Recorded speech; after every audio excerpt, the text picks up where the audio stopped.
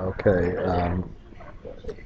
I'm making a video and finally kind of finished with our little case study about this airline company that I still, air freight company, that happened a long time ago, but it demonstrates for me, it has a whole lot of lessons, maybe a whole lot of other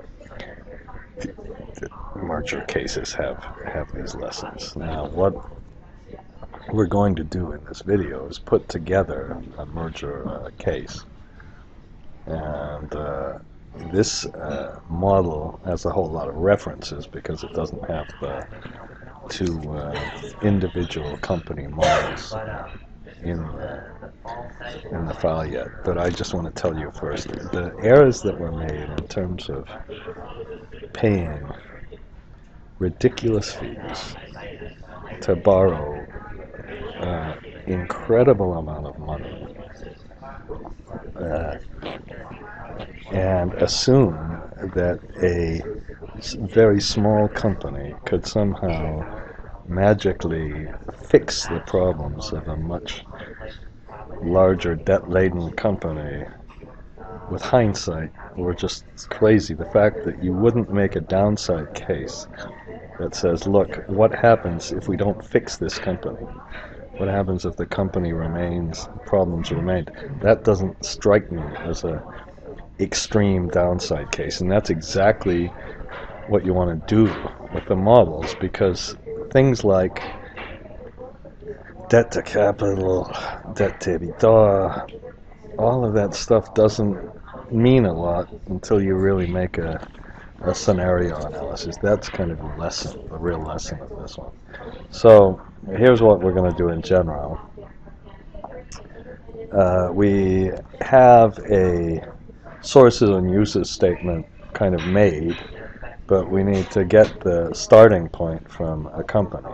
So we're going to show you, I'm going to show you how to take numbers from the balance sheets of the two companies, work through the pro forma statement. We already did that in another video, but this is more the mechanics of just how to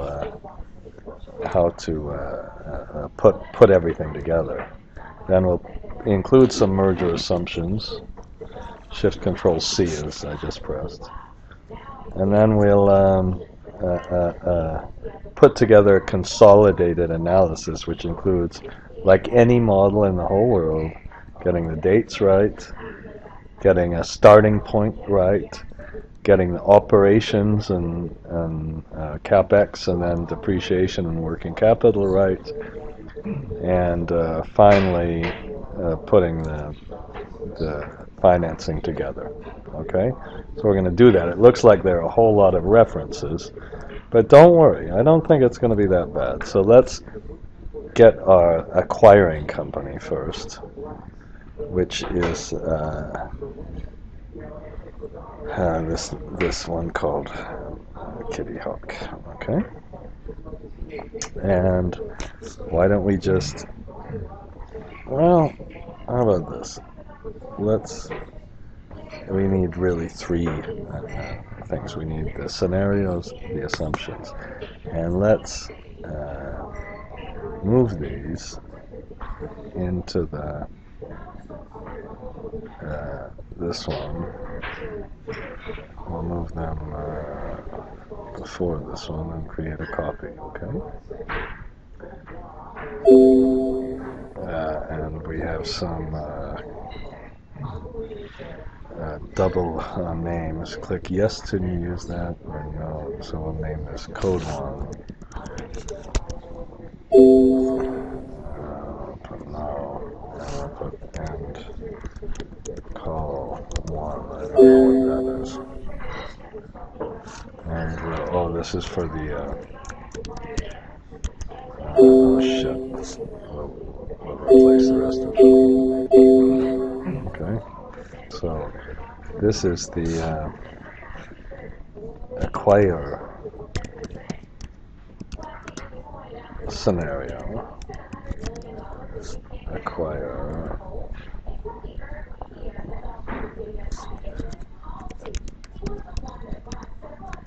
assumptions. Now, the reason we're doing this, or I'm doing this, is no, oh shit. It looks like I should have, crap.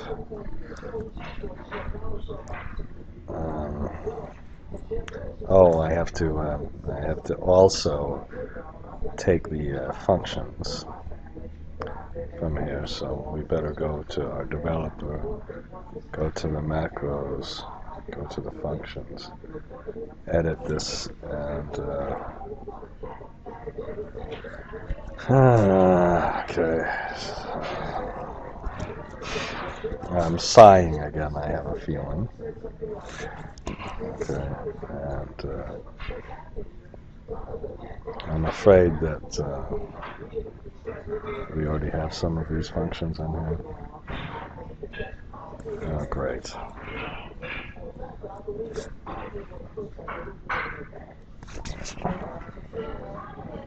Okay. It turns out I didn't have to do that because I had copied it later. That was just a little bit of a waste, but it does show you have to copy all the functions as well. Okay. And then let's close this other model. And let's get the target model. Okay. And I'm going to do the same thing. Let's get the let's get the scenario, the assumptions, and the financial model. I hope this will be enough. And let's move those to the same place.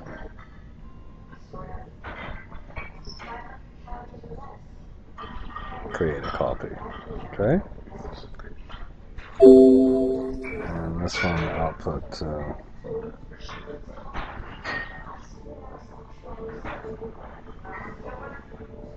Yeah,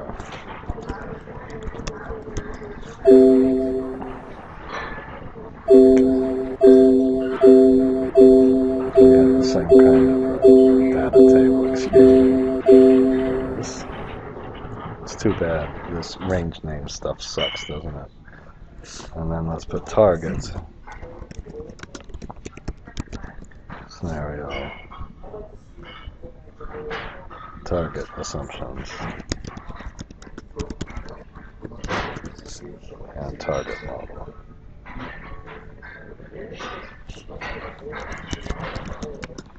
Now, everything, here's what we would like to do, hopefully, when we rerun these cases. I hope it looks like it changed.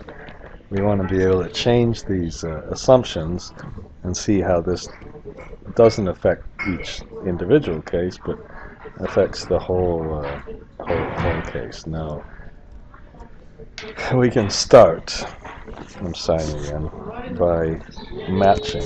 We're going to use the match a lot, but we'll match.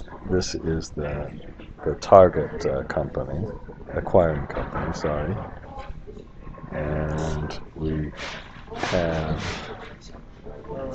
I thought we had the period number.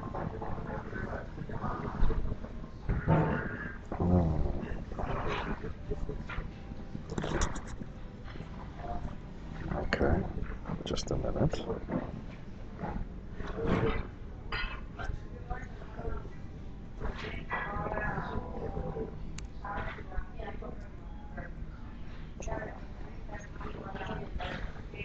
Oh God, just a minute.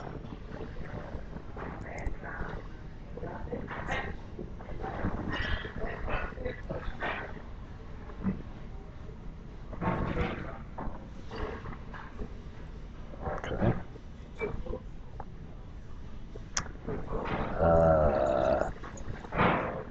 This is really bad. I need to put the period. so I just press Alt EIS, and our transaction period here is number 6.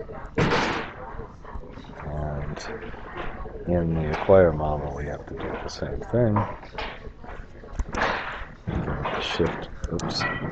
Shift right arrow, Alt EIS, enter. I got rid of the 9 months thing at the top.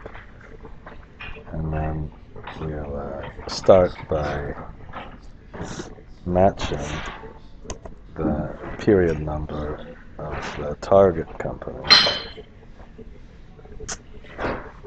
acquiring company. Okay, and we'll do the same thing here.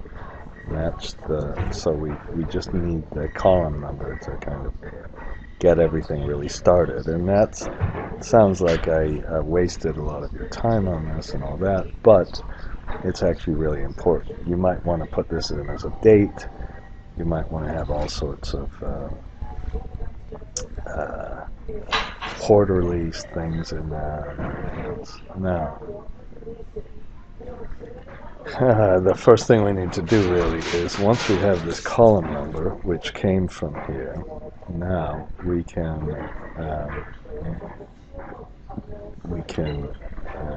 find the row number of the various titles for the acquiring company, and I hope that's here. I was wrong.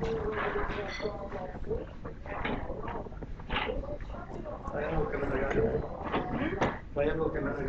Go all the way down to the balance sheet. We have to be careful. I hope I did this okay. This is a simple balance sheet, and it's in column number C. Okay, so I am sorry about going back and forth.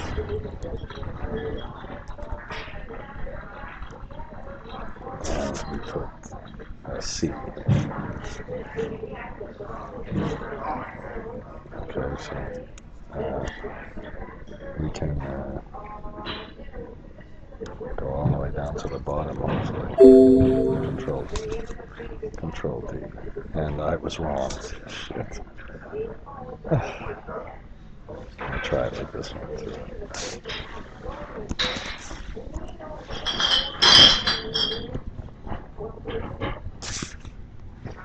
And it was all within C. Okay.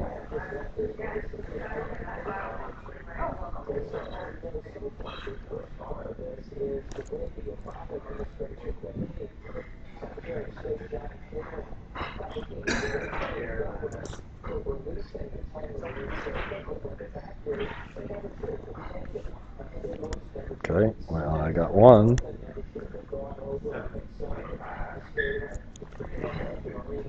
And I have to pause for a minute. Okay, that actually was a pain. I had to redo a couple of the titles. Now, so once we have the balance, the row numbers, then we can use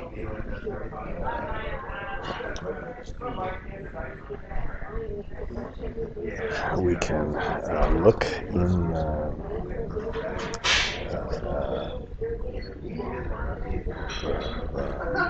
model. Excuse me.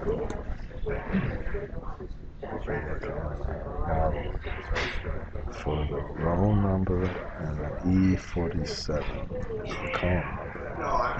So what we do is just simply take the entire model. Just be a little bit lazy. Yes. Now, if somebody thinks, uh-oh, this is copy. Oops. No, it doesn't work because we have to apparently lock these in, because if we're going to copy them down, it's going to look in other places for them. Okay.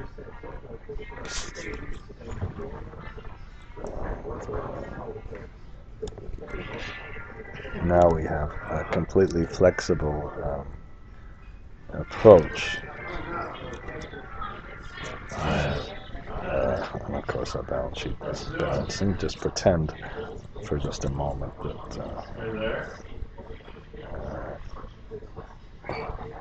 that wasn't the case, and of course I'm going to have to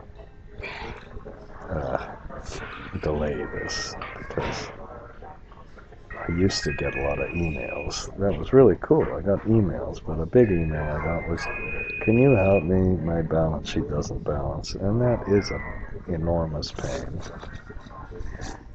Okay, so we'll do the rest of it down here. Okay. Do the same thing down here. Now, yes. Did I, okay, so let's pause this and find out what the hell's going on. Okay, I'm going to try to continue, but this might not work very well. This might be really, really hard, because I just got off the plane and I just had a couple glasses of wine and sleeping pill. Shouldn't really do that. So what I'm doing for the rest of this, by the way,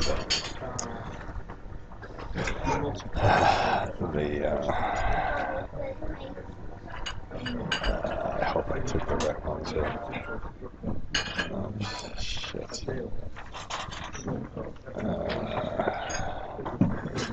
Just a minute.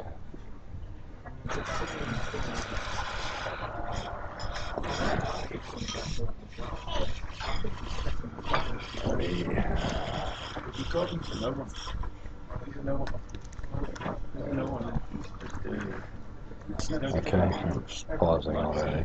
Okay, so while I'm going back to the balance sheet balanced.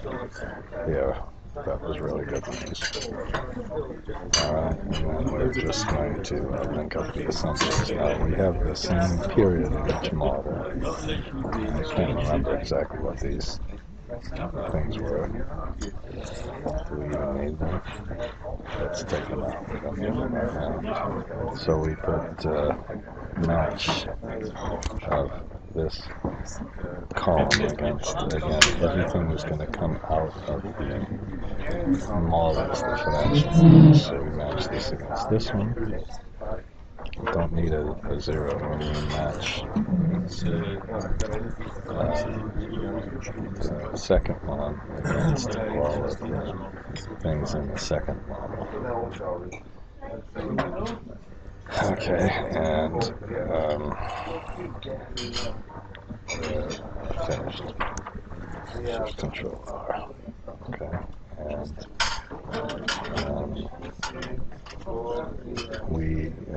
and then once we have the columns, we just start filling it. We put with index, and you probably could make it very fancy and automated and put a row number here and then put an indirect here, but I think it's almost going to be just as easy to kind of go, because there aren't all that many items.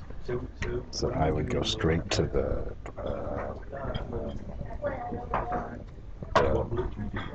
financial statements, click on the entire line, and go to the back to the merger model. Oops. The merger model. Take the column number, and we'll do the same thing for the other company.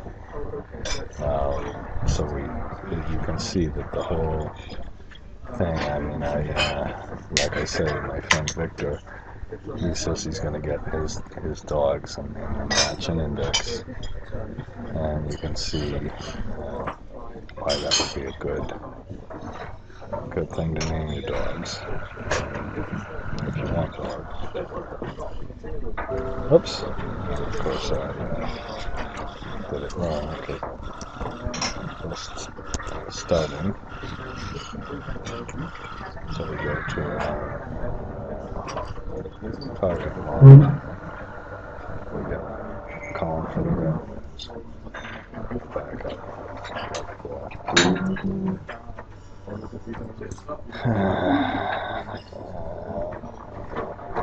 Correct. Okay. Course. Shift Control R. And we got that done. Now, if we would use the index, I guess I can show you how you would use the index. We could get the row number. Okay.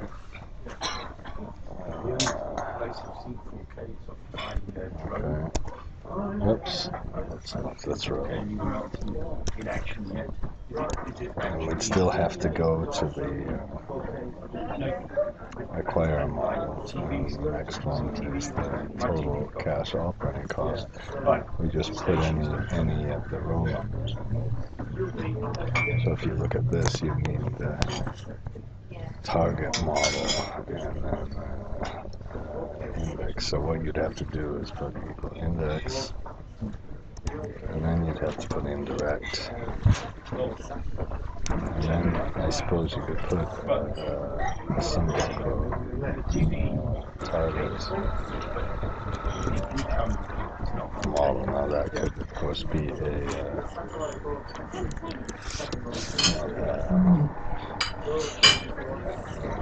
press the F4 key until we get here. And we have to put another thing like this, which has to be. And then we can go up to the cage where we're hanging on this. Of course, I put a semicolon instead of a colon. And I didn't close the bracket on indirect, and it still didn't work.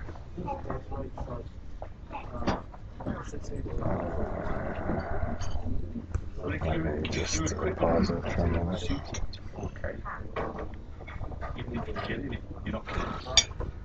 Okay, so if you use the indirect command, it wasn't that bad. You put in the sheet name first, and then you put in the row number, and then you go up to 5. Now the good news about that is, if we would go to the capital expenditures here, all we would have to do is find the capex down here, which is line 230, and put in 230, put in the row number of the capital expenditures, and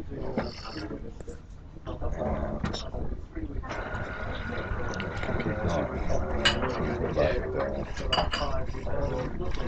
depreciation,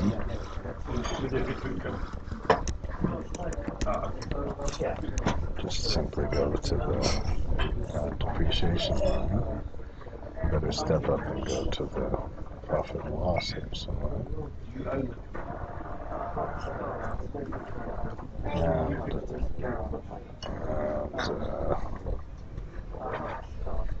then we put together all the assumptions, but we want the total current assets, so we put the row number for the current assets, and I messed up the balance sheet just a little bit here, but not so bad. Okay, and that demonstrates that you really get all this stuff from really the balance sheet.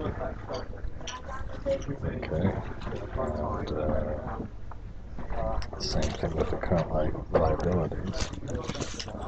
Okay, so maybe I'm arguing for using the indirect command, although I don't think it's a very big deal in this case. In other cases it certainly is.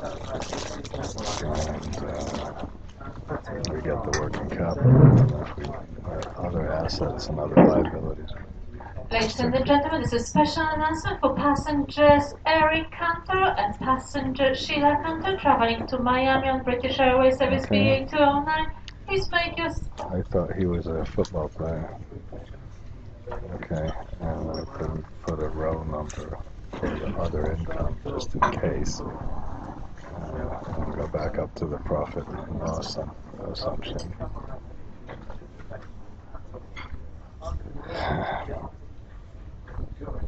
And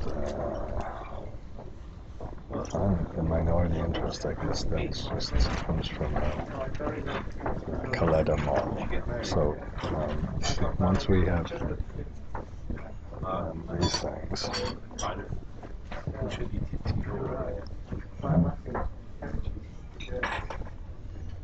copy this to him. Well, better do it.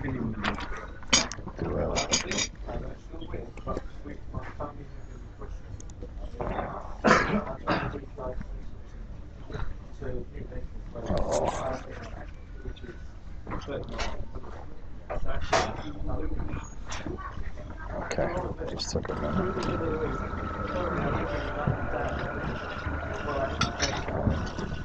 Don't worry, I think it just takes a minute. Okay, and then we'll do the same thing clearly for the other company. And that does not look very good because there should be some current assets and current liabilities. Oops.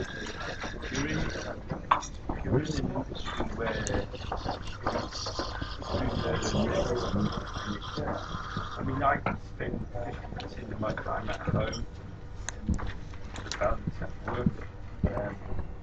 I do more at home on this than I can ever do at work in a day, or in 3 hours.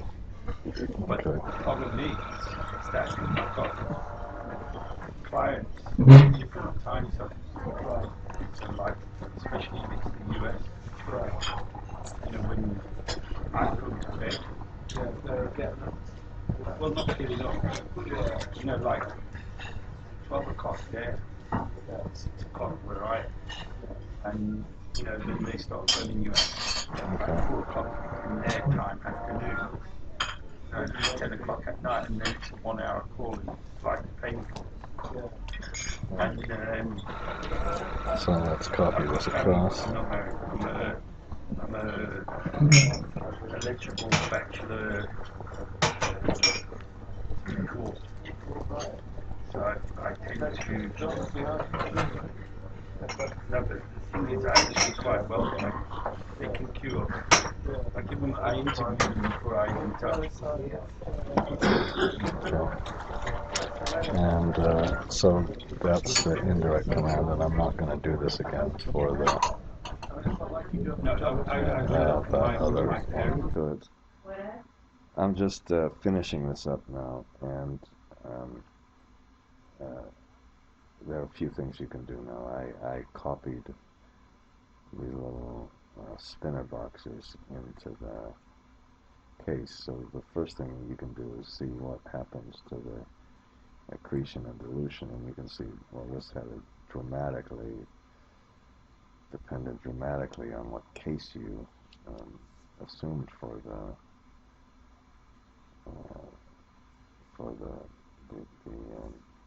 acquiring company, the target company. In the base case, you had some accretion, not dramatic. Now, what you can also do then is just illustrates this. Now, if you do this, I had to copy and paste the cash. So, and I changed this. So if we would pay less for the company, let's say we pay 10,000 instead of 5,000, then 20,000. Let's say 20,000. You can see that actually you can see the effect if we give them only 1,000 shares, then we have a much higher accretion, if we use a different share price assumption, it wasn't that big an effect. If we didn't buy the additional equipment, that's the effect. We have to make sure that, of course, that would, if we not affect the cash flows. So that would affect the cash flows. So if we only pay $5,000 in fees, that has a little bit of an effect. So you can see all the transaction kind of assumptions, and then you can say, well, okay, what happens if we this number now is a flexible number, but what happens if we issue no, we could we'd have to switch that around. Sorry, we'd have to switch that around to, we could make the residual the shares to the public, or the fixed amount. So if I could leave this in as the oops, excuse me, this is the amount of the debt we issued. So now let's switch this around. So now instead of we'll leave the residual as the shares that we have to issue to the public.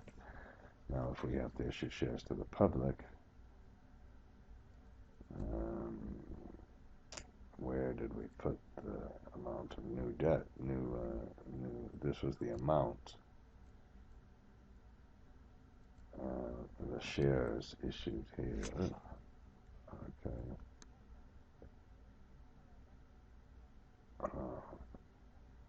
This is 33 plus 8.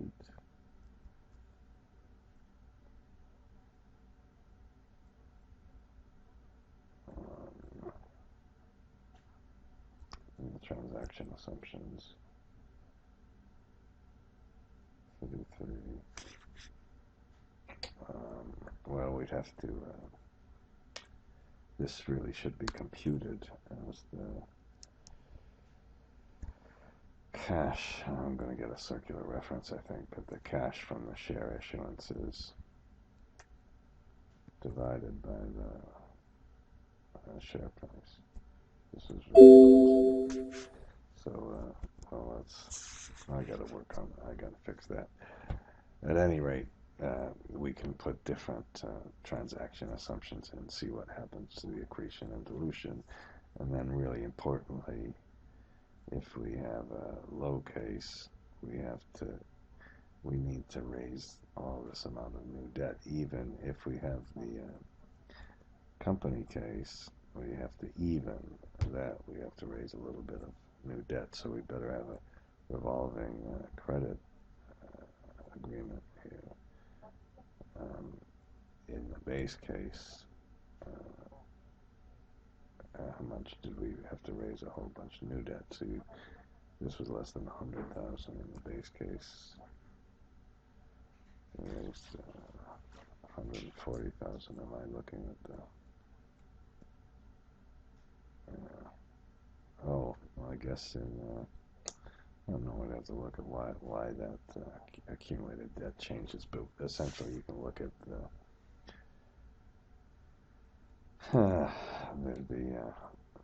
credit analysis in the low case. We get way up here. We're clearly not able to finance anything.